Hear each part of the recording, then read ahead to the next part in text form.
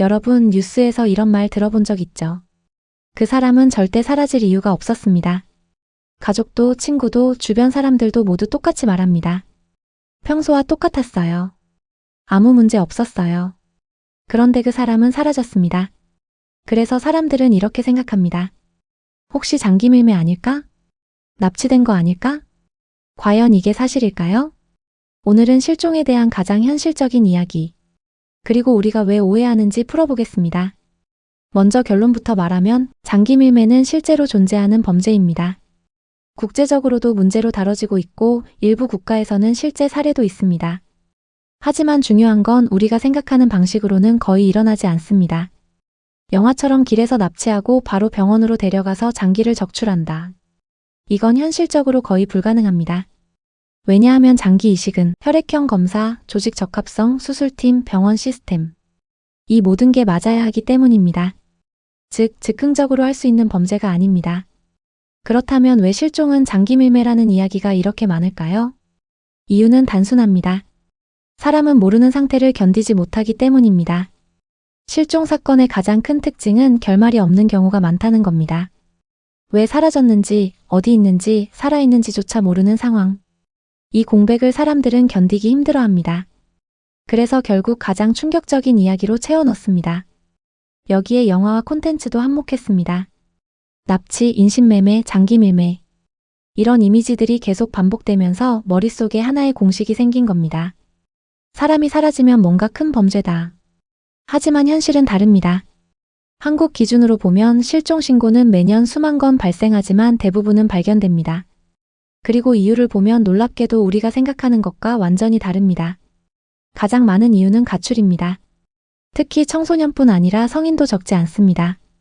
그 다음은 연락 두절, 즉 스스로 잠적하는 경우. 그리고 노인 실종, 사고 이렇게 이어집니다. 범죄는요? 생각보다 비율이 낮습니다.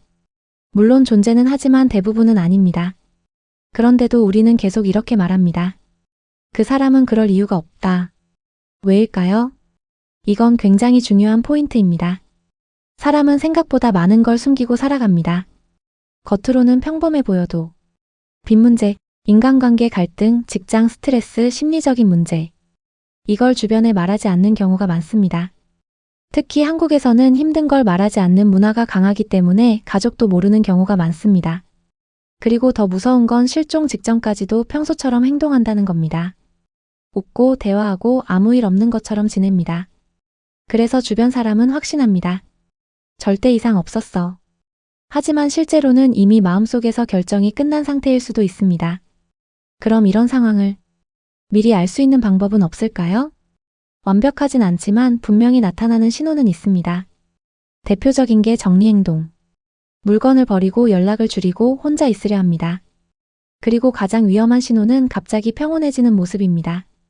힘들어하던 사람이 갑자기 밝아지고 괜찮다고 말하기 시작하면 주변은 안심합니다. 하지만 실제로는 이미 결정을 끝낸 상태일 수 있습니다. 또 하나 중요한 건 돈과 흔적입니다. 현금 인출, 카드 사용 변화, 휴대폰 꺼짐. 이게 동시에 나타나면 의도적인 이동 가능성이 큽니다. 그럼 반대로 범죄 가능성이 높은 상황은 뭘까요? 핵심은 단 하나입니다. 흔적이 갑자기 끊기는 경우입니다. 아무 준비 없이 사라짐, 약속 장소에 도착 못함, 핸드폰 갑자기 꺼짐.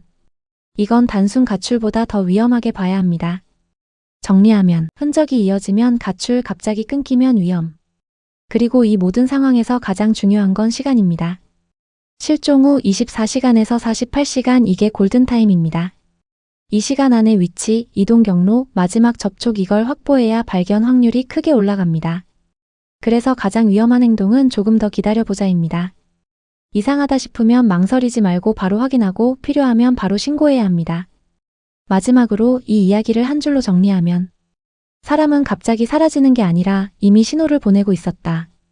우리가 그걸 놓쳤을 뿐입니다.